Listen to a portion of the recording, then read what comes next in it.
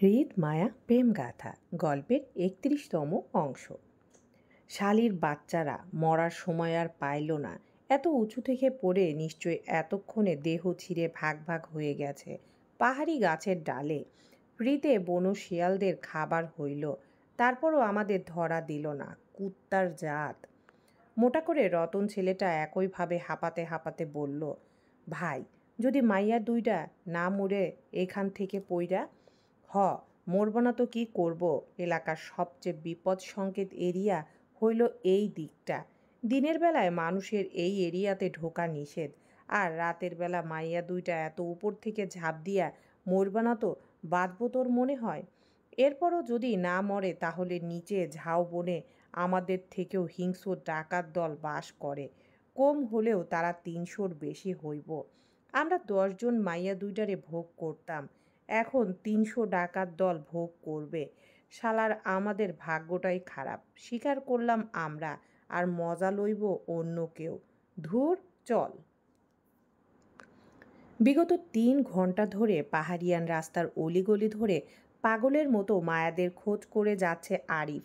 রাকিবের সঙ্গে কলেজের মায়াদের সিনিয়র কিছু ছেলে পেলে। তখন মায়া রাফার নিখোঁজ হওয়ার প্রায় ৩০ মিনিট পর জানতে পারল মায়া গাড়িতে নেই। জুই সেয়ার পাশ থেকে উঠে নিজেদের সিটে গিয়ে বসতেই দেখল মায়া পাশে নেই। মায়ার কথা মাথায় আসতেই জুই তাড়াহুড়ায় উঠে দাঁড়িয়ে পুরো বাসে চোখ বুলিয়ে কোথাও মায়াকে দেখতে না পেয়ে চেঁচামেচি করে জানালো মায়া বাসে ওঠেনি। আরিফ তখন ক্লান্তিতে বাসের পিছন সিটে বসে ঝিমোচ্ছিল। জুয়ের চিৎকারে হঠাৎ মস্তিষ্ক তড়াক করে জেগে উঠে মায়ার মিসিংয়ের ব্যাপারটা শুনে। অবিশ্বাসের মতন তৎক্ষণাৎ এগোলো। মায়ার খোঁজ করে যখন পুরো বাসে হইচই পড়ে গেল তখন বুঝতে পারল মায়া সত্যিই মিসিং। আরিফের পুরো দুনিয়া ঘুরে ওঠার মতন চক্র কাটল। এত করে বোনদের চোখে চোখে রেখেও শেষ পর্যন্ত বোনকে হারিয়ে ফেলল কীভাবে? আরিফ আতঙ্কিত ভঙ্গিতে চিল্লাচিল্লি করে দ্রুত বাস থামিয়ে বাসগুলোতে মায়ার খোঁজ করতে গিয়ে জানতে পারল রাফা নামের আরও একটা মেয়ে মিসিং আছে বাস থেকে। রাফার বান্ধবী নদী জানায় সেটা। নদী মনে করেছিল রাফা অন্য বাসে আছে ওর বেস্ট ফ্রেন্ড সোহানির সাথে, কিন্তু মায়া নিখোঁজের সাথে সাথে বুঝল রাফাও গায়েব। পরপর 4টে বাসই থামে পাহাড়ি রাস্তার মাঝে। হইচয়ে সকল স্যার সিনিয়ররা গাড়ি থেকে নেমে পড়ল টেনশনে। এত রাতে মেয়ে দুটো কোথায় যাবে? ওনারাই বা কোথায় ফেলে এসেছে মেয়ে দুটোকে? এত কঠোর নজরদারির পরও এত বড় দুর্ঘটনার জন্য কলেজের কর্তৃপক্ষের কৈফিয়তদারি করতে হবে এর জন্য। মেয়ে দুটো সহজ সালামতে না পেলে থানা পুলিশ ঝামেলা বাড়বে, কলেজের বদনাম। টেনশনে একজন টিচার ঘেমে জবজব হয়ে আতঙ্কিত দেখালো এক একজনের ফ্রেস। সবাই ধারণা করলো লাস্ট যখন তারা খাবার হোটেলে বাস থামিয়েছিল তখন হয়তো মেয়ে দুটো সেখানে রয়ে গেছে। ধারণা অনুযায়ী এটাই হলো। জুই জানালো মায়া ওকে বাহিরে যাবার কথা বলে বাস থেকে নেমেছিল তখন। তাড়াহুড়ো আরিফ বাকি টিচার সহ তখনকার হোটেল ম্যানেজারকে কল দিয়ে জানতে চাইল তাদের হোটেলের কলেজ শিক্ষার্থী দুটো মেয়ে পাওয়া গেছে কিনা বা আশেপাশে খোঁজ নিতে। অল্প সময়ের মধ্যে হোটেলের ম্যানেজার জানায় সেখানে আপাতত কলেজ শিক্ষার্থীদের মতো কেউ নেই। যদি এমন কেউ তারা পায় তাহলে অবশ্যই জানাবে আরিফদের। অতিরিক্ত টেনশন থেকে আরিফের মাথা চক্কর দিয়ে উঠতেই পাশ থেকে রাকিব আর আরিফের বন্ধু জাহিদ গিয়ে ধরল আরিফকে। ধরাধরি করে আরিফকে রাস্তায় বসাতে চাইলে আরিফ অস্থির গলায় কলেজ সহকারী অধ্যাপককে বলল, আমাকে একটা টিমের ব্যবস্থা করে দিন স্যার, আমি আমার বোনকে খুঁজব। আপনি বাকি শিক্ষার্থীদের নিয়ে আপাতত চলে যান। দরকার হলে সকালে আবার আসবেন। ততক্ষণে আমরা এই দিকে আর্মি ক্যাম্পে যোগাযোগ করছি, তারা আমাদের সাহায্য করবে মিসিং কেসে। আরিফের কথায় স্বেচ্ছায় একদল ছেলে আলাদা হয়ে এগিয়ে আসলো আরিফদের সাহায্যের জন্য। ১০-১৫ জনের একটা টিম হয়ে পুনরায় হোটেলের দিকে যেতে চাইলে গাড়ি সংকীর্ণতার জন্য আটকে গেল। তখন রাত ১১:৫৫ ঘরে। এত রাতে পাহাড়ি রাস্তায় গাড়ি খোঁজ পাওয়া মুশকিল। সেজন্য পুনরায় বাসগুলো আবার আরিফদের নিয়ে হোটেলের রাস্তায় গেল। সর্বোচ্চ গতিতে গাড়ি পৌঁছালো সেখানে। সকল স্টুডেন্টদের গাড়িতে লক করে তাড়াহুড়ায় নামলো আরিফ সহ বাকি টিচাররা। সকলেই আশেপাশে খোঁজ নিয়ে দেখল সত্যি মায়াদের উপস্থিতি সেখানে কোথাও নেই। 14 সদস্যের টিম মেম্বারের জন্য হোটেল থেকে টর্চ লাইট সংগ্রহ করে সর্বপ্রথম আরিফ যেতে চাইল আর্মি ক্যাম্পে। সেখান থেকে আর্মিদের সাহায্যে পাহাড়ের বুকে চড়বে মায়াদের খুঁজতে। এত কিছুর মধ্যে মায়ার টেনশনে টেনশনে আরিফ জুয়ের কথা ভুলে বসলো। সে বের হয়ে যেতে গিয়েও থেমে গেল দ্বিতীয় বোনের কথা ভেবে। তাড়াহুড়ো আরিফ চলে যেতে গিয়ে ফিরে আসলো জুইয়ের কথা ভেবে। আরিফ চলে গেলে এত রাতে একা জুই কার কাছে যাবে? মায়া নেই, আরিফ নেই, জুই এত রাতে কার কাছে থাকবে? বাসগুলো পুনরায় মুরাদপুরে পৌঁছাতে পৌঁছাতে রাত 2টোর উপর হবে। এত রাতে একা মেয়ে হয়ে জুইয়ের পক্ষে সম্ভব না বাসায় গিয়ে একা ওঠার। আবার আরিফেরও সঙ্গে এত রাতে পাহাড়ি এলাকায় নিয়ে যাওয়া সম্ভব না। ওরা জানে না সামনে কি হবে, কোন বিপদ থেকে কোন বিপদে পড়বে তারা। উত্তেজিত আরিফ এগিয়ে এসে জুইয়ের দায়িত্ব দিয়ে গেল অন্য একজন টিচারের কাছে। হাত জোর করে রোকেয়া ম্যাডামকে বলে গেল তার বোনকে দেখে রাখতে, অন্তত আজকের রাত জুইকে যেন ওনার বাসায় রাখতে। কাল সকালে আরিফ গিয়ে নিয়ে আসবে। জুইকে সেফলি রেখে যেতে আরিফ সকলকে নিয়ে চলল আর্মি ক্যাম্পে। পাহাড়ের বুকে চড়তে হলে অবশ্যই তাদের ট্রেনিং প্রাপ্ত একজন ট্রেইনার লাগবে, যে তাদের পাহাড়ি পথের নির্দেশনা দেবে, আর্মি ক্যাম্পে নিয়ে যাবে। সেটাও সংগ্রহ করলো হোটেল থেকে একজনকে। আর সেই ট্রেইনারের সঙ্গেই প্রথম গেল আর্মি ক্যাম্পে। মিনতি করার মতন তাদের কাছে সাহায্য চাইলে তারা জানালো সকালের আগে তারা কিছুই করতে পারবে না। এত রাতে তাদের দ্বারা কিছু করা সম্ভব না। আইনি সাহায্য চাইলে আরিফদের অন্তত সকাল পর্যন্ত অপেক্ষা করতে হবে। অসহায় আরিফ মায়ার টেনশনে সময় ব্যয় না করে আর্মি ক্যাম্প থেকে বের হয়ে একাই চলল বোনকে খুঁজতে। সঙ্গে তাদের 15 সদস্যর একটি টিমও ছিল। বয়স্ক ট্রেইনারকে নিয়ে পাহাড়ি পথের অলিগলি চলতে গিয়ে বেশ কয়েকজন আঘাতও পেল। তাদের মধ্যে আরিফও ছিল একজন। আশাহত আরিফ বুঝতে পারল এই রাতে কোনো আইনি সহায়তা পাবে না তারা। সাধারণ মানুষের সাহায্য কেউ করতে চায় না। মায়াকে হারিয়ে প্রায় ঘন্টা তিনেক মতো চড়তে লাগলো এক পাহাড় থেকে অন্য পাহাড়ের চূড়ায়। রাত তখন 1টার ঘরে। আরিফের টিম মেম্বাররা যখন মায়াদের খোঁজাখুঁজি ব্যস্ত, তখন ওই দেখা গেল পাহাড়ের রাস্তার বুক চিরে উজ্জ্বল আলোয় কতগুলো ট্রাকের উপস্থিতি। হইচই আর চিৎকারের ভয়ঙ্কর প্রতিধ্বনি হচ্ছে আশপাশটায়। পাহাড়ের উপর থেকে সবাই রাস্তার দিকে তাকাতেই দেখলো বেশ কয়েকটা ট্রাক একত্রিতে এই দিকটায় আসছে। সবগুলো ট্রাকে মাল বা অন্য কিছুই নেই, বরং ট্রাক ভর্তি করে অসংখ্য ছেলেদের উপস্থিতি। প্রত্যেকের হাতে টর্চ, হকি স্টিক আর দা নিয়ে হইহুল্লোড় করছে ক্ষিপ্ত ভঙ্গিতে। কাউকে কুপিয়ে মারার তেজ। এত কিছুর মাঝে আরিফ বা ওদের টিম বুঝলো না চোখের পলকে এতগুলো ট্রাকে এত মানুষ কোথায় থেকে আসলো, কেনই বা আসলো? এই পাহাড়ি বুকে তাদের কি কাজ? দেখতে দেখতে মুহূর্তের মাঝে সবগুলো ট্রাকগুলো রাস্তায় পরপর দাঁড় করাতেই ট্রাক থেকে হইচই হল্লোড় আর চিৎকার চেঁচামেচি করে লাফিয়ে নামতে লাগলো ক্ষিপ্ত ছেলেগুলো। সবার হাতে হাতে দা, হকি স্টিক আর উজ্জ্বল আলোর টর্চ বিদ্যমান। চোখের পলকে রকেটের গতির মতো দেখতে দেখতে সবাই ছড়িয়ে ছিটিয়ে পড়ল পাহাড়ের বুকে। হুট করে এতগুলো মানুষের উপস্থিতি দেখে আরিফ আশ্বস্ত হয়ে তাদের কাছে সাহায্যের জন্য এগোতে চাইল। নিজেদের গতিপথ বদলিয়ে নিচে গেল পাহাড়ের তলদেশে। নামতে নামতে দেখল দল বেঁধে আরও অনেকটি ট্রাক উপস্থিত হচ্ছে সেখানে। সবগুলো ট্রাকেই মানুষের একই রকম হইচই আর চিল্লাচিল্লির কলরব শোনা যাচ্ছে। আরিফ বোকার মতন দাঁড়িয়ে থেকে সবগুলো ট্রাক গুনতে চাইল। ওর ধারণা মতে না হলেও 20টা ট্রাকের ঊর্ধ্বে হবে লাইন বেঁধে চলছে একটার পর একটা। একটা ট্রাকে কম করে 50 জন মানুষ দাঁড়িয়ে থাকা অবস্থায় আছে, তাহলে 20টা ট্রাকে 1000 জন মানুষ হবে। এত মানুষ এত রাতে কোথায় থেকে আসলো? তারা এত ক্ষিপ্ত ভঙ্গিতে পাহাড়ের বুকে কি খুঁজছে? আরিফের মতো কি ওদেরও কেউ মিসিং নাকি? নির্জন এলাকায় হুট করে অসংখ্য মানুষের আভাস পেয়ে বুক ভরা আশা নিয়ে তাড়াহুড়ায় সেদিকে দৌড়া গেল আরিফ, রাকিব সহ তাদের দল। হকি স্টিক হাতে ছেলেগুলোর কাছাকাছি যেতেই ক্ষিপ্ত ভঙ্গিতে প্রায় একদল ছেলে আক্রমণ করে বসলো আরিফদের। উত্তেজিত পরিস্থিতিতে হুট করে কেউই কারো চেহারা দেখার সময় পায়নি, কিন্তু চোখের পলকে এক দফা মার আরিফদের উপর দিয়ে চলে যেতেই হঠাৎ পরিচিত কণ্ঠের রাহাত সবাইকে ঠেলে থামিয়ে দিতে দিতে চিৎকার করে বলল, এই দাঁড়া দাঁড়া, আর মারিস না, এটা আমাদের আরিফ ভাই, উনিও হয়তো ভাবিকে খুঁজতে এসেছেন আমাদের মতো।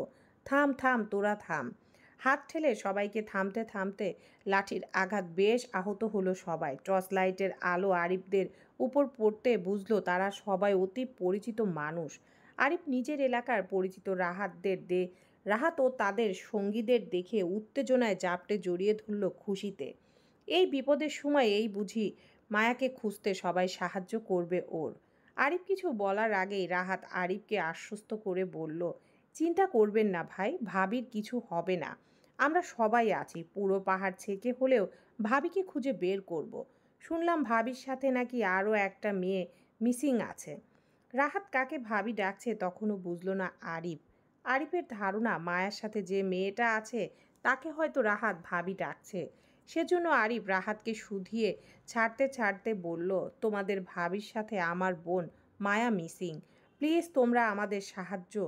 আরিফকে বলতে না দিয়ে রাহাত পুনরায় বলল, আপনি চিন্তা করবেন না, আমরা ভাবির জন্যই এসেছি আরিফ ভাই। ঢাকা থেকে ভাইও আসছে, ভাবিকে আমরা অবশ্যই খুঁজে পাবো ইনশাআল্লাহ। আরিফ কিছু বলার আগেই দেখলো সেখানে একে একে উপস্থিত হলো আর্মি র্যাব ফোর্সের দল বেঁধে গাড়ি, লাল নীল সিগন্যাল জ্বালিয়ে। কে বা কারা আর্মি র্যাব বাহিনীকে খবর দিল আরিফ জানে না, তবে এর পিছনে অবশ্যই ক্ষমতাধর কারো হাত আছে। নয়তো যেখানে আরিফ 1 ঘন্টার মতন সময় ব্যয় করেও একটা আর্মি সদস্যকে রাজি করাতে পারল না ওদের সাথে আসার জন্য, সেখানে বন্দুক হাতে যুদ্ধের প্রস্তুতি নিয়ে দলে দলে আর্মি আর কালো পোশাকধারী র্যাব বাহিনী চলে আসলো মায়াদের খুঁজতে। আরিফ রাকিব শুধু বোকার মতন দাঁড়িয়ে রইল। মূলত তারা বুঝতে পারছে না সবাই মায়াদের খোঁজে এসেছে, কিন্তু এত বিশাল ক্ষমতাধর আয়োজন করলো দুটো মানুষকে খুঁজতে কে? আরিফের নিজের ভেতরের কৌতূহল চেপে সবার সাথে পাহাড়ের চূড়ায় চলল মায়াদের খোঁজে। অল্প সময়ের ব্যবধানে অন্ধকার পাহাড়ি এলাকা হয়ে উঠল দিনের আলোর ন্যায় উজ্জ্বল। পাহাড়ি গাছগাছালি থেকে মানুষের কলরবের শব্দ বেশি। একত্রে হাজার হাজার মানুষের আগমনে বন্য পশুগুলো ভয়ার্ত চিৎকার শোনা গেল চারিদিকে। চোখের পলকে পাহাড়ের বুক ছড়িয়ে ছিটিয়ে পড়া আর্মি র্যাব আর হৃদের পাঠানো হাজার হাজার ছেলে পেলে দূর থেকে যে কেউ দেখলে বলে দিতে পারবে পাহাড়ের বুকে কোনো কিছুর অভিযান চলছে বড় সড়ো। চারিদিকে শুধু আলোর মেলা। সেখানে অল্প সময়ের ব্যবধানে অন্ধকার আকাশে দেখা গেল উজ্জ্বল আলোর কতগুলো হেলিকপ্টার। এতে কে বা কারা আসছে আরিফরা বাদে সবাই জানে। রাত তখন 1:28 ঘরে। তুমুল শব্দ করে হেলিকপ্টারের পাখা রাউন্ড রাউন্ড ঘুরে নামলো পাহাড়ের উন্মুক্ত রাস্তায়। পাহাড় তীব্র বাতাসে উপস্থিত মানুষ হতে পাহাড়ের ছোট বড় গাছগাছালি ডালপালা নুইয়ে নুইয়ে পড়ছে একে অপরের গায়ে। আশেপাশের মানুষজনের দাঁড়িয়ে থাকা অসম্ভব হয়ে উঠতে সবাই দূরে গিয়ে দাঁড়ালো হেলিকপ্টার থেকে। তীব্র গমগমে শব্দে পরপর 9টি হেলিকপ্টার নামলো একই পাহাড়ি রাস্তায়। প্রথম হেলিকপ্টার থেকে হৃদের সাথে আসিফকে লাফিয়ে নামতে দেখা গেলেও বাকি 8টা থেকে বন্দুক হাতে বডিগার্ডদের লাফিয়ে বের হতে দেখল সবাই। হৃদকে দেখে আরিফ বুঝতে পারল এসব ক্ষমতার উৎস কোথায় থেকে এসেছে। হয়তো রাফা নামের মেয়েটির সাথে হৃদের ঘনিষ্ঠ সম্পর্ক থাকতে পারে ভেবেই আরিফ হৃদকে নিয়ে এত মাথা ঘামালো না। তার এই মুহূর্তে বোনকে দরকার, সেজন্য আরিফ হৃদকে দেখে এগিয়ে গেল সামনে। উদ্দেশ্য হৃদকে জানাবে তার বোন মায়াও মিসিং রাফার সাথে। উত্তেজিত হৃদ হেলিকপ্টার থেকে লাফিয়ে নামতেই আর্মি র্যাবের ফোর্সের 2জন কমান্ডার এগিয়ে আসলো হৃদের সঙ্গে সাক্ষাৎকারে। অস্থির উত্তেজিত হৃদের মেজাজ বোঝা দায়। হিংস্রত্বের রাগে চোখের পাতা ফুলে আছে লাল লাল হয়ে। ঘায়েল বাঘের ন্যায় হিংস্রত্বের গর্জন ছাড়বে যে কোনো সময়। দৃষ্টিতে সে কি তেজ, কিন্তু মুখে ভাষা নিশ্চুপ। কালো শার্টের হাতা গোটাতে গোটাতে সামনে এগোতে পেছন থেকে আসিফ একটা বন্দুক এগিয়ে দিতেই সেটা দক্ষ হাতে তুলল হৃদ। ডান হাতে বন্দুক চেপে বাম হাতে ট্রিগার পয়েন্টে টানতে পথ আটকে দাঁড়ালো 2জন কমান্ডার। হৃদকে আশ্বস্ত করতে চাইল তারা মেয়ে দুটোকে অতি শীঘ্রই খুঁজে পাবে, কিন্তু ক্ষিপ্ত হৃদ তাদের ভালো কথায় পোষালো না তার। মেজাজ হারিয়ে দাঁতে দাঁত পিষে বলল, আশেপাশে যেখানে যাকে পাবেন সবাইকে বন্দি করুন, ছোট বড় ছেলে বুড়ো চোর ডাকাত জঙ্গি সন্ত্রাসী যাকে পাবেন আমার সবাইকে বন্দি চাই। এত রাতে পাহাড়ের বুক থাকা একটা মানুষও যাতে পালাতে না পারে সেটা শিওর করুন। আমার সবাইকে মানে সবাইকে বন্দি চাই। Got it? হয়ে যাবে মিস্টার খান আপনি। হৃদ ভাই। কমান্ডারের কথা শেষ করার আগেই সেখানে উপস্থিত হলো আরিফ। উত্তেজনায় কমান্ডারের কথার মাঝে কথা বলে ফেলল হৃদকে ডেকে। হৃদের খেচে থাকা মিজাজ তড়াক করে তপ্ত আগুনের ন্যায় জ্বলে উঠল আরিফের উপস্থিতি দেখে। মেজাজ হারিয়ে মুহূর্তের মাঝে হিংস্র বাঘের ন্যায় থাবা বসালো আরিফের শার্টের কলারে। চোখের পলকে কারো কিছু বুঝে ওঠার আগেই পরপর শক্ত হাতে ঘুষি পড়ল আরিফের নাকে মুখে। উপস্থিত সবাই থমথমে খেয়ে গেল হৃদের হঠাৎ কাণ্ডে। আসিফ দ্রুত সবাইকে ঠেঙিয়ে হৃদকে জাপটে ধরল আরিফকে আঘাত করা থেকে। আসিফ একা হৃদকে সামলাতে মুশকিল হতে দেখে পরপর সঙ্গে সঙ্গে আরও দুজন কমান্ডার এগিয়ে এসে হৃদকে জাপটে জড়িয়ে ধরল আরিফ থেকে ছাড়াতে। টানাটানি করে আরিফ হতে হৃদকে ছাড়িয়ে নিতে ভয়ঙ্কর মেজাজে চেঁচালো হৃদ। আরিফকে উদ্দেশ্য করে ফের তেড়ে যেতে চেয়ে গর্জে উঠে বলল, হারামির বাচ্চা, তুই থাকতে আমার বউ হারালো কিভাবে? বোনকে যদি দেখে রাখতে না পারিস তাহলে দায়িত্ব নিতে গেলি কেন? তোকে কে বলেছে আমার বউকে ট্যুরে নিয়ে আসতে? আমার পারমিশন নিয়েছিলি? আহত অবস্থায় পুনরায় হৃদের আঘাত পেয়ে নুইয়ে পড়ল আরিফ। হৃদ কেন আরিফকে হঠাৎ আক্রমণ করলো বুঝল না সে। হৃদের সাথে আরিফদের আত্মীয়তার সম্পর্ক আছে, সেই সুবাদে হৃদ আরিফকে আঘাত করার কথা নয়। সবচেয়ে বড় কথা হলো আরিফ হৃদ খানের বউকে চেনে না পর্যন্ত। তাহলে সেখানে আরিফ অন্য কারুর বউকে ট্যুরে নিয়ে আসবে কিভাবে? আরিফ শুধু তার বোনদের দায়িত্বে ছিল, আর এর জন্য সে কারো পারমিশন নেবে না অবশ্যই। নুয়ে পড়া আরিফ উঠে দাঁড়াতে দাঁড়াতে বাম হাতের ঠোঁটের আঘাতের রক্তটা পরিষ্কার করতে করতে তাকালো হৃদের হিংস্র চেহারার দিকে। হৃদের বন্দুকের ট্রিগারের আঘাতে দিয়ে আঘাত করায় বেশ কেটেছে আরিফের ঠোঁট। আরিফের ঠোঁটের রক্ত মুছতে হৃদকে বোঝাতে চেয়ে বলল, আপনার কোথাও ভুল হচ্ছে ভাই। আমি আপনার ওয়াইফকে চিনি না। আমি শুধু আমার বোনের মিসিং কেসটা আপনাকে জানাতে এসেছিলাম। আমার ছোট বোন মায়াকে তো আপনি চেনেন, ও আপনার বউয়ের সাথে মিসিং। আমার ধারণা ওরা হয়তো এই পাহাড়ি এলাকায় কোথাও আটকে আছে। আরিফের ভদ্র কথা হৃদের মেজাজ যেন খারাপ হতেই থাকলো। তার বউ হারিয়ে গেছে আর এখনও আরিফ বালের ভদ্রতা দেখাচ্ছে। সে যদি তার বউকে সহি সালামতে না পায় তাহলে সবার আগে এই ছেলেকেই মারবে সে ট্রিগার পয়েন্টে রেখে। হৃদ গর্জে উঠে ফের আরিফের দিকে তেড়ে যেতে চাইলে একইভাবে বাধা দেয় আসিফ আর বাকি দুজন কমান্ডার। হৃদ তেতে উঠে দাঁতের দাঁত পিষে চেঁচিয়ে বলল, তোর বালের ধারণা আছে ভদ্রলোকের বাচ্চা? তুই জানিস তোর বোন কই আছে? সে পাহাড়ি জঙ্গি ছেলেদের হাতে পড়েছে। এতক্ষণে কি হয়েছে তাদের সাথে সেই ধারণা আছে তোর? করতে পারবি? হৃদের কথায় আরিফ অবিশ্বাস্য গলায় শুধালো, কি হো? আপনাকে এসব কে বলেছে? তোর বোনের ফোন এসেছে, সে জানিয়েছে সবটা। আরিফ, দোয়া কর তোর বোন যাতে কিছু না হয়। যদি কিছু হয় তাহলে তোকে আমি ছাড়বো না। রাত প্রায় শেষের দিকে, সময় তখন 4:21। পুরো পাহাড়ি এলাকায় এত অভিযান চালিয়েও মায়াদের খোঁজ সন্ধান পেল না কেউ। এমনকি মায়াদের তাড়ানো তখনকার সেই 10 জন জঙ্গি ছেলেগুলো ততক্ষণে আটকে পড়েছে আর্মিদের হাতে।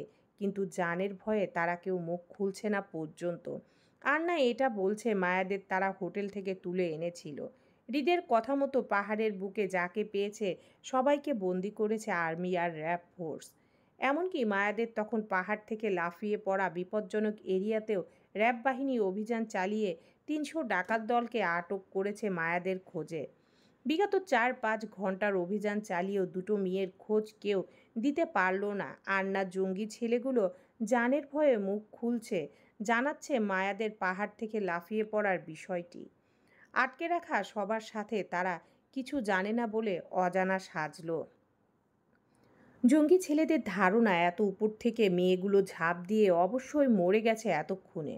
সেখানে মৃত মেয়ে দুটো এসে বলবে না তাদের পেছনে কারা লেগেছিল তখন? জঙ্গি ছেলেগুলো যদি এই মুহূর্তে চুপ থাকে তাহলে অবশ্যই পানে বেঁচে যাবে সবাই। আর নয়, পরিস্থিতি যে গরম দেখছে, একবার ধরা পড়লে পান থাকবে না কারো। ভয়ার্ত মুখে সকলে বারবার একে অপরের মুখ চাওয়াচাওয়ি করলো। বুঝতে পারলো মেয়ে দুটো কোনো সাধারণ কেউ ছিল না। ওরা ভুল জায়গায় হাত দিয়েছিল। চারিদিকে না পাওয়ার ব্যর্থতার সুর শুনতে শুনতে নিস্তব্ধ নিশ্চুপ হয়ে গেল হৃদ।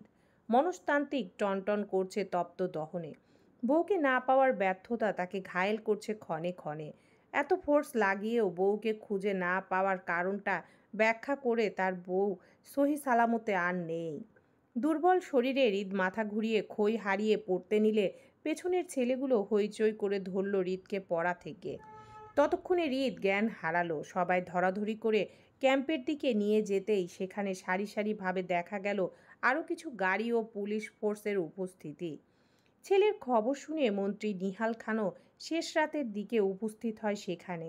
সিকিউরিটি আরও বাড়িয়ে দিয়ে হৃদের খোঁজ করল।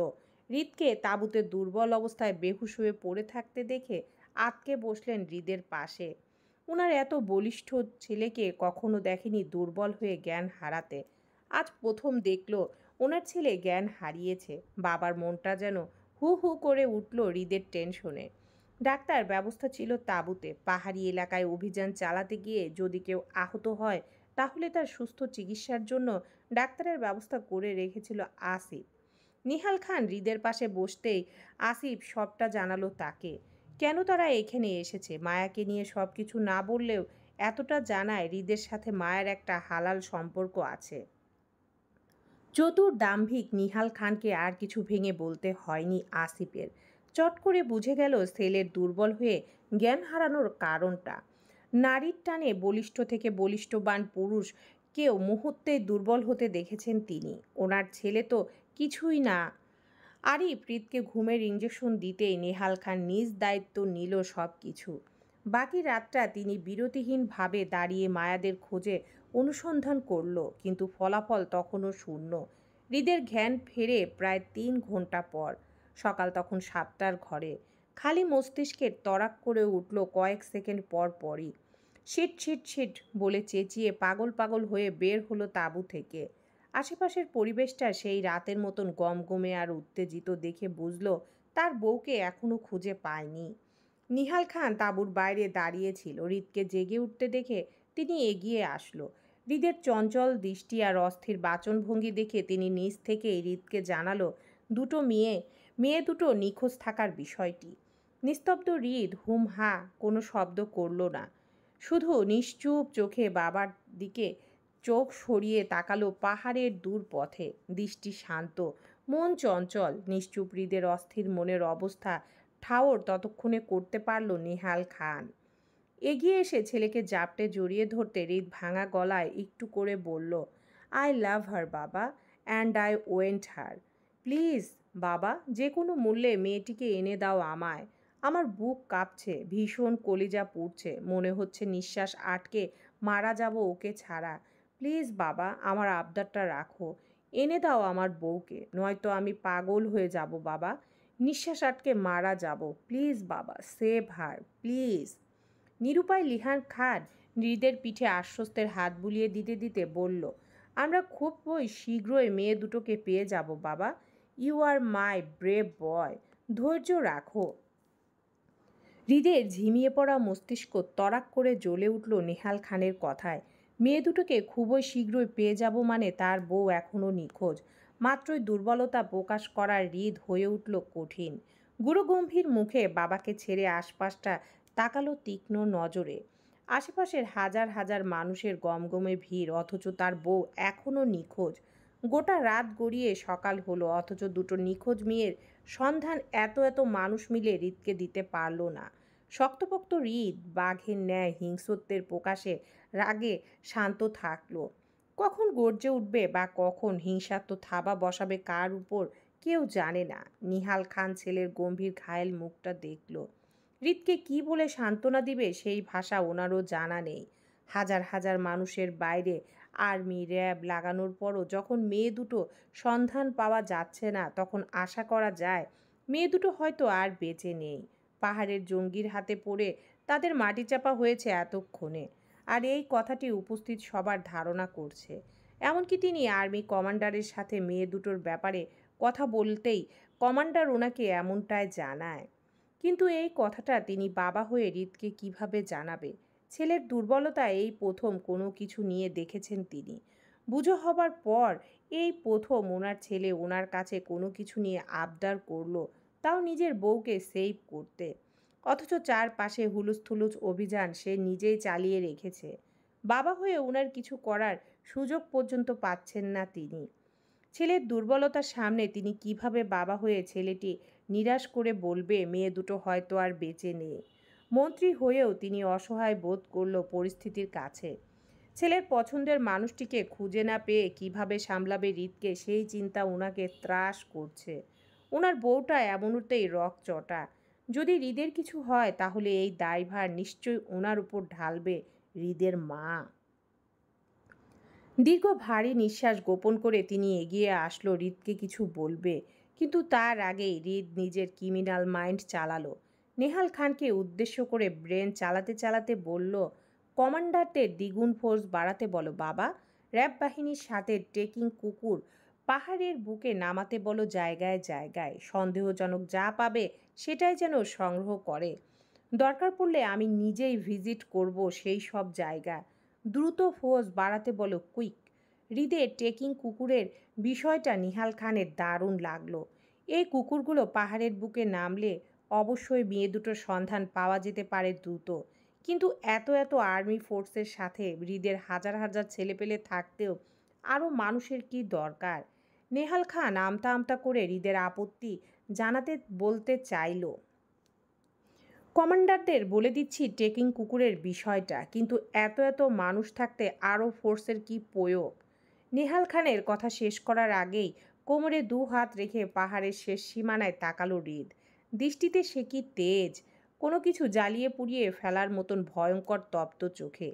সকালের পরিবেশটা বেশ সুন্দর, কিন্তু চারিপাশে মানুষের হই হুল্লো চিৎকারে পরিবেশটা আর সুন্দর দেখাচ্ছে না। যেন মনে হচ্ছে কোলাহলের কোনো রণক্ষেত্র এটি, যেখানে সবাই যুদ্ধের প্রস্তুতিতে দাঁড়িয়ে। হৃদ পাহাড়ের চূড়ায় তাকিয়ে নিহাল খানের কথাটা কেটে শক্ত গলায় বলল, প্রয়োজন আছে বাবা, খুব প্রয়োজন আছে। শুধু আর্মি বা র্যাব ফোর্স নয়, এই এলাকার পাহাড়িয়ান লোকও লাগাও আমার বউকে খুঁজতে। আমার এত এত ক্ষমতা আজ কোনো কাজে দিচ্ছে না বাবা। আমি আমার বউকে এখনো খুঁজে পাচ্ছি না। আমার জায়গাটা তোমাকে ব্যাখ্যা দিতে পারবো না। তুমি শুধু ফোর্স বাড়াও বাবা। নেহাল খান আর আপত্তি করলো না, হৃদের কথা মতো কাজ করলো। পিছন থেকে হৃদের কাজ চেপে এগুলো কমান্ডারদের দিকে। সেখানে কথা বলে ফোর্স বাড়াবে, সেই সাথে ট্রেকিং কুকুর পাহাড়ের বুকে নামাতে বলবে। নিহাল খান যেতেই আসিফ দৌড়ে এদিকটায় এগিয়ে আসলো হৃদের কাছে। হৃদকে জেগে উঠতে দেখে মূলত ওর কথা বলতে আসা। আসিফের দৌড়ে আসার মধ্যে আকাশের বুকে দেখা গেল আরও একটি হেলিকপ্টারের চক্কর।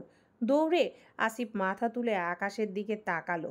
এই হেলিকপ্টার নিশ্চয়ই খান পরিবারের সদস্যরা থাকার কথা। আসিফকে রাতে আয়ন কল দিয়েছিল মায়ার খোঁজ নিতে। হয়তো আয়ন হতে পারে এই হেলিকপ্টারে। আসিফ আকাশের দিকে তাকাতে তাকাতে দৌড়ের গতি কমিয়ে দিল। হেলিকপ্টারের পাখা ধীর কমে এসে আসিফকে পার হয়ে হৃদের মাথার উপর দিয়ে গিয়ে নামলো বাকি হেলিকপ্টারের সঙ্গে। হৃদ চোখ উঁচিয়ে তাকালো না পর্যন্ত উড়ন্ত হেলিকপ্টারের দিকে। কে বা কারা এসেছে তা দেখার দরকার পর্যন্ত পড়ল না। হৃদ এক দৃষ্টিতে তাকিয়ে রইল সেই পাহাড়ের চূড়ায়। আসিফ দৌড়ে হৃদের কাছাকাছি আসতেই ডাকলো হৃদকে, ভাই। আকাশের বুকে হেলিকপ্টারগুলো ওরা আসিফ। সবগুলো নিষিদ্ধ জায়গায় হেলিকপ্টারের খোঁজ লাগা, কুইক। আমি নিজে যাব সেই সব নিষিদ্ধ জায়গাগুলোতে, চল। হৃদ শুধুই তার ব্রেন চালাচ্ছে এই মুহূর্তে। কিভাবে বউকে খুঁজে পাওয়া যাবে এই পদক্ষেপ গ্রহণ করছে। বাকি সবাই শুধু হৃদের কথা অনুযায়ী কাজ করছে। যে কোনো পরিস্থিতিতে হৃদের তীক্ষ্ণ মাইন্ড দ্রুত চলে, সেটা পূর্ব থেকে অবগত আসিফ। তাই নতুন করে অবাক হলো না। আসিফ হৃদের কথা শুনল এবং কিছু বলতে চাওয়ার আগেই হৃদ নিজের কথা শেষ করতে করতে হাঁটে হেলিকপ্টারগুলোর দিকে। আসিফ বুঝল হৃদকে এই মুহূর্তে কিছু বলার যে চুপচাপ কাজ করাটাই শ্রেয়, নয়তো যে আগুন হৃদের ভিতর জ্বলছে সেই আগুনে সর্বপ্রথম আসিফকেই পুড়াবে হৃদ। আসিফ তৎক্ষণাৎ হৃদের পেছন থেকে দৌড়ে সামনে এগুলো ক্যাপ্টেনদের বলতে হেলিকপ্টারগুলো আকাশে ওড়াতে। আসিফ ক্যাপ্টেনদের তাদের কাজ বুঝিয়ে দেওয়ার মধ্যে দেখল মাত্র আগত হেলিকপ্টার থেকে আয়ন আর রাদীপ দুজনে অস্থির উত্তেজিত অবস্থায় নামতে। দুজনের হাঁটার গতিপথ ছিল হৃদ, কিন্তু অশান্ত অস্থির হৃদ চোখ আওড়িয়ে তাদের দুজনকে দেখলো না। কোমরের ইন করা শার্টের ভাঁজ খুলতে খুলতে গিয়ে বসলো হেলিকপ্টারের ভিতর। আয়ন রাদীপ হৃদকে হেলিকপ্টারের ভিতর বসতে দেখে নিজের হাঁটার গতি বাড়িয়ে দৌড়াতে চাইল, কিন্তু ততক্ষণে দুজন বডিগার্ড দুই দিক থেকে উড়ন্ত যন্ত্রটির দরজা আটকে দিতেই ক্যাপ্টেন হেলিকপ্টারটি উড়ালো আকাশে। আয়ন বা রাদীপ কারো সুযোগ হয়নি হৃদের সঙ্গে যাওয়ার। আসিফ অপর হেলিকপ্টারে উঠতে উঠতে চেঁচালো রাদীপ আর আয়নের উদ্দেশ্যে, তাড়াহুড়োয় বলল, আয়ন ভাই, আপনি আর রাদীপ ভাই দুজন দুটো হেলিকপ্টারে উঠে পড়ুন। আমরা পাহাড়ি নিষিদ্ধ জায়গাগুলোতে যাব ভাইয়ের পেছন পেছন। আপনারা দুজন দুটো আলাদা আলাদা হেলিকপ্টারে আলাদা দিশায় যান। ক্যাপ্টেনদের লোকেশন বলা আছে, সঙ্গে একজন করে বডিগার্ড নিয়ে যান। আসিফের কথা মতন আয়ন রাদীপ দুজনে দৌড়ালো দুই পথে। হৃদের পেছন পেছন তারাও একটি করে হেলিকপ্টার উড়িয়ে গেল ভিন্ন ভিন্ন দিশায়। আসিফ চলে যেতে গিয়েও একটু থামলো, বাকি হেলিকপ্টারদের ক্যাপ্টেনগুলোকে আবারও একবার বলে লোকেশন বুঝিয়ে দিয়ে সে পুনরায় তার বরাদ্দকৃত হেলিকপ্টারে চড়তে দেখল অস্থির উত্তেজিত আরিফ দৌড়ে এদিকটায় আসছে, হয়তো আসিফকে কিছু বলতে চায়। আসিফ কি মনে করে পুনরায় নেমে গেল। কিছু দূর এগিয়ে এসে আরিফকে আশ্বস্ত করে বলল ওদের সাথে যেতে, মায়াদের খোঁজে পাহাড়ের বুকে হেলিকপ্টার নিয়ে চড়তে। আসিফের কথায় উত্তেজিত আরিফ তৎক্ষণাৎ রাজি হয়ে গেল। মুহূর্তের মাঝে 10টি হেলিকপ্টারের পাখা উড়িয়ে চলল পাহাড়ের বুকে। অল্প দূরত্বে পাহাড়ের বুক ঘেঁষে হেলিকপ্টার থেকে খুঁজল মায়াদের। এত এত মানুষ শুধু অবাক চোখে তাকিয়ে রইল হৃদ খানের ক্ষমতার দিকে। তাদের দেখা কখনো এমন হয়নি, কারো জন্য কেউ এত অস্থির পাগল পাগল হয়ে এত মানুষ জড়ো করে ফেলতে মুহূর্তের মাঝে। হাজার হাজার মানুষকে বিরতহীনভাবে লাগাতার এক পাহাড় থেকে অন্য পাহাড়ের বুকে দৌড় করাচ্ছে শুধু দুটো মেয়ের জন্য।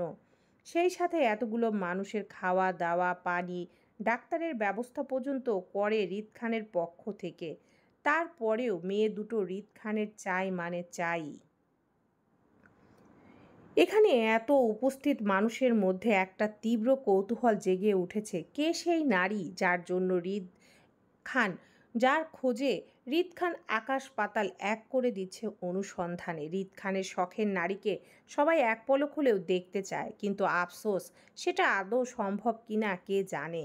সবার ধারণা মেয়ে দুটো হয়তো জীবিত নেই, কারণ জীবিত মানুষের সন্ধান এতক্ষণে পেয়ে যেত তারা, কিন্তু মৃত মানুষের সন্ধান পাওয়া এই পাহাড়ের বুকে অনেকটাই দায়, কারণ মৃত মানুষ বন্য পশুর শিকার হয়।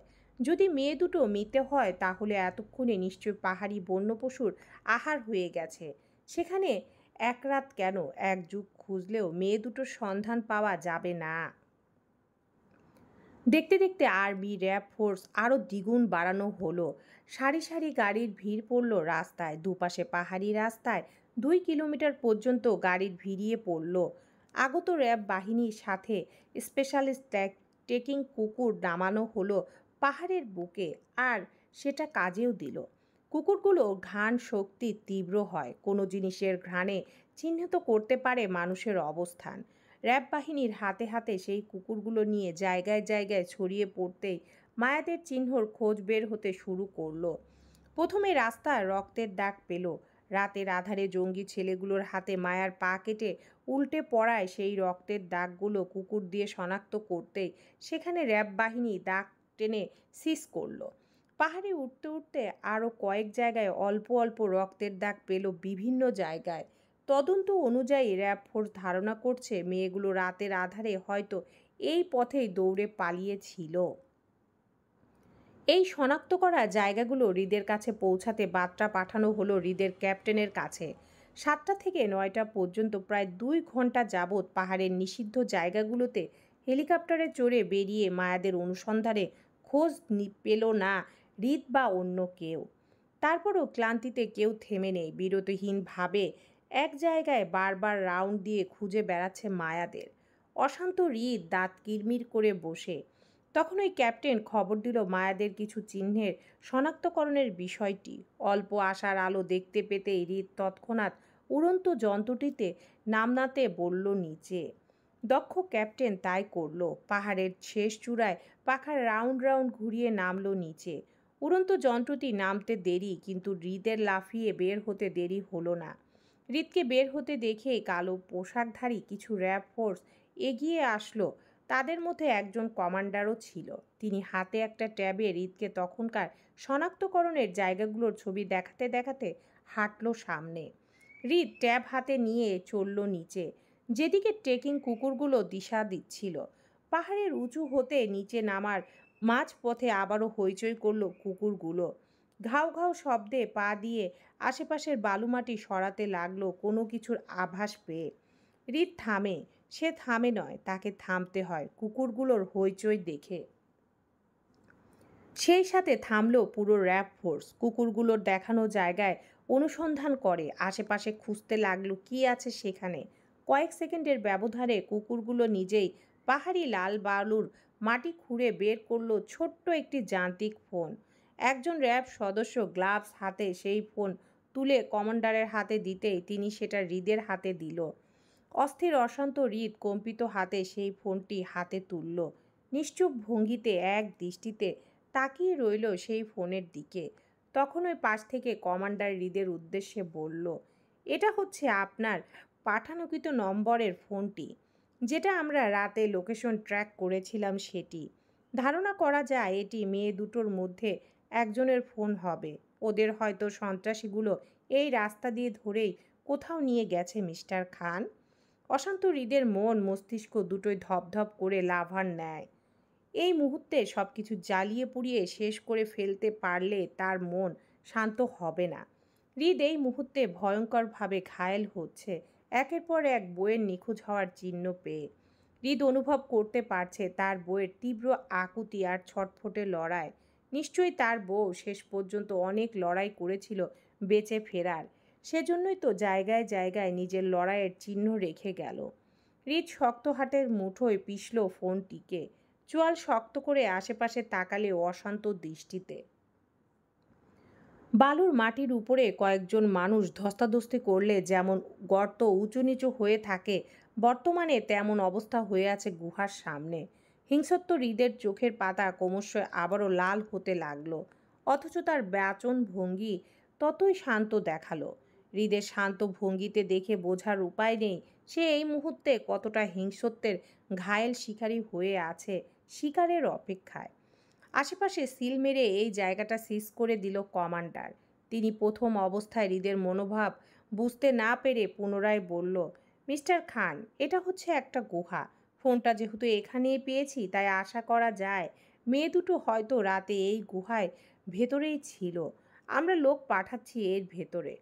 হৃদ গুহার সামনে হাঁটু মুড়ে বসলো ভিতরের দিকে তাকিয়ে।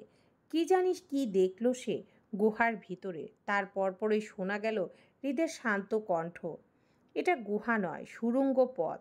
এই সুড়ঙ্গের দ্বিতীয় রাস্তাটা খুঁজুন কমান্ডার, আশেপাশে কোথাও থাকতে পারে।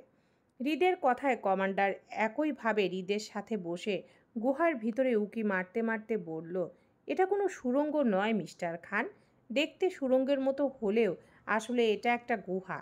আমি আমার 15 বছরের অভিজ্ঞতা থেকে বলছি, এসব পাহাড়ি গুহায় সন্ত্রাসীরা আশ্রয় নেওয়ার জন্য খনন করে। এসব গুহার দ্বিতীয় কোনো পথ থাকে না। তীব্র মেজাজে হাতের মুঠোর মায়ার ফোনটি পিষে তৎক্ষণাৎ জায়গা ছেড়ে উঠে দাঁড়ালো হৃদ।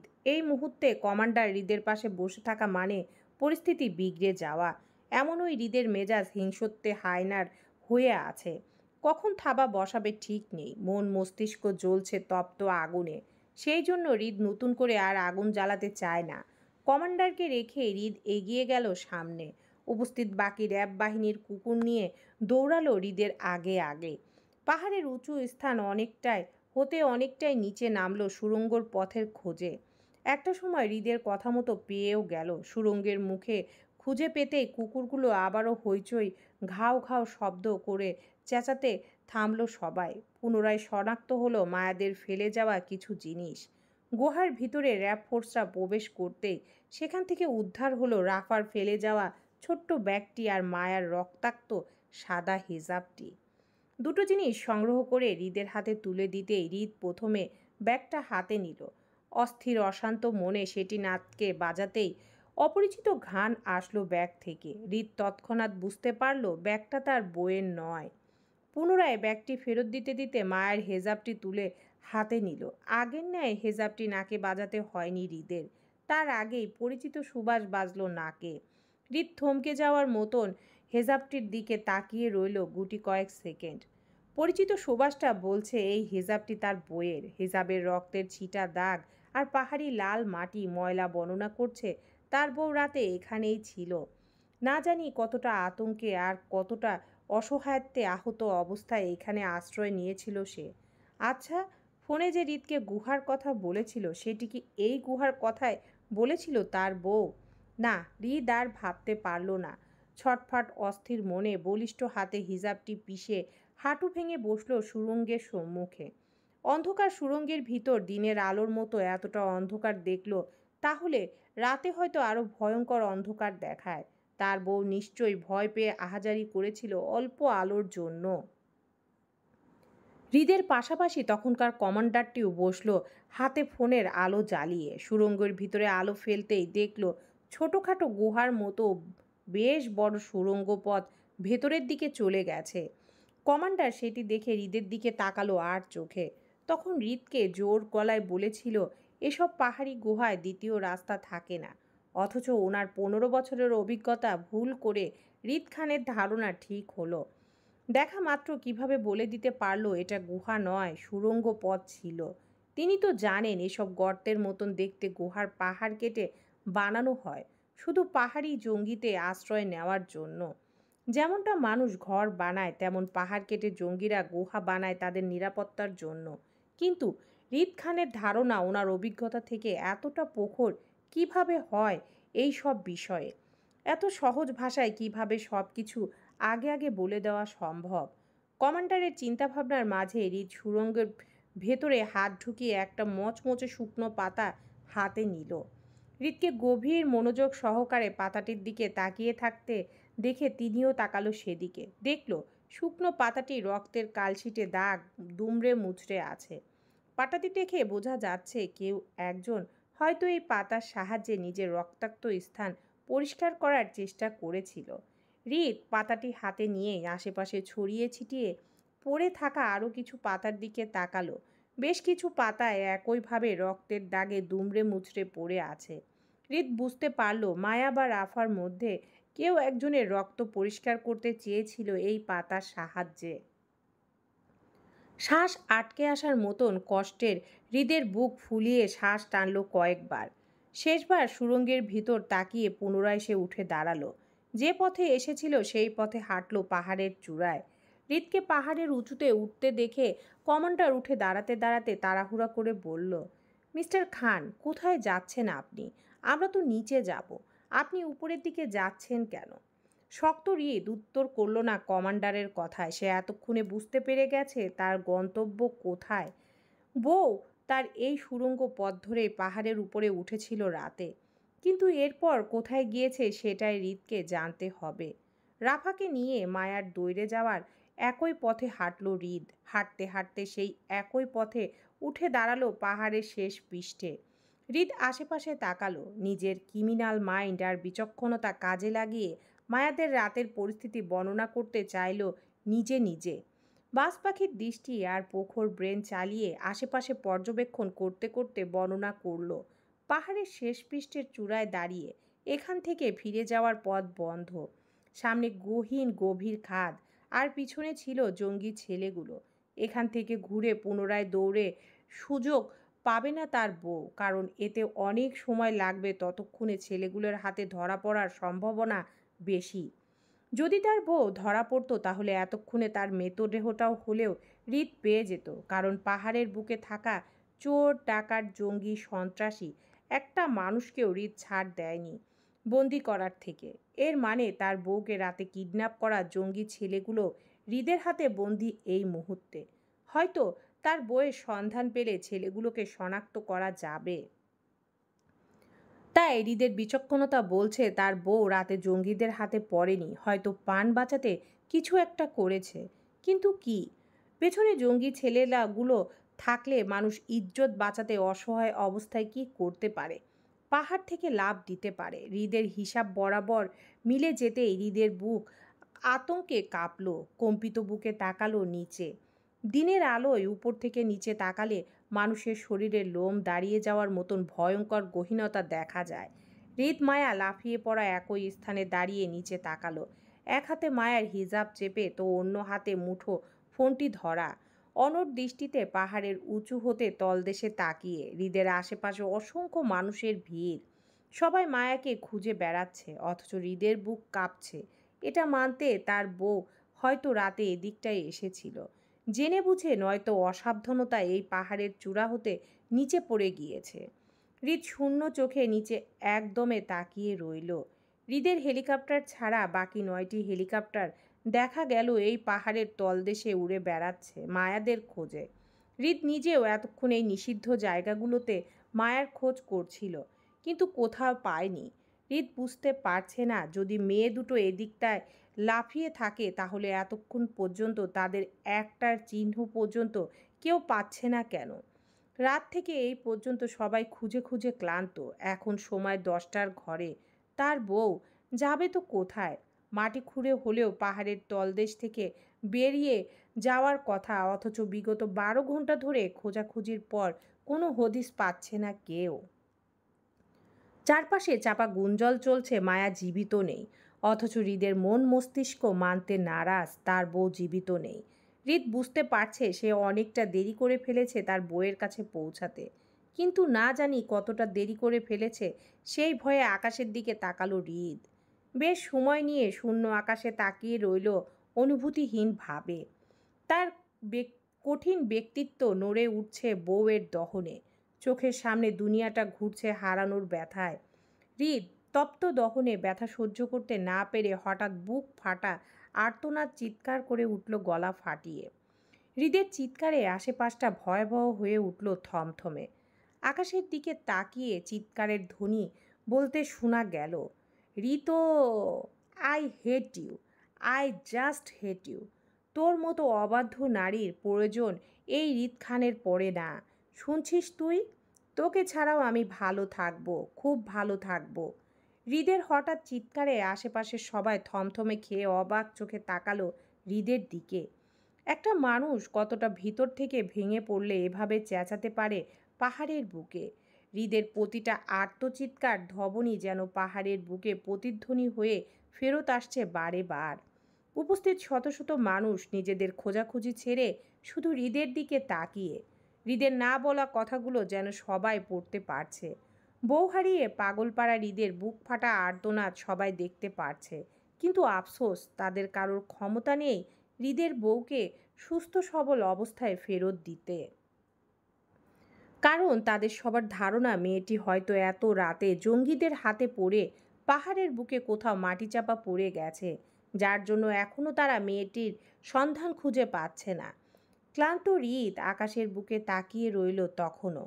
কয়েক সেকেন্ড সময়ের ব্যবধানে ক্রমশ চোখের পাতা বন্ধ করতে করতে শ্বাসরুদ্ধ করা অবস্থায় হৃদ বিড়বিড় করে আওড়ালো, আমি ভালো নেই জান। তোকে ছাড়া নিঃশ্বাস আটকে আসার মতন কষ্ট পাচ্ছি আমি। প্লিজ জান, come back. I can not leave without you. I can not. Please come back, please. চলবে ইনশাআল্লাহ।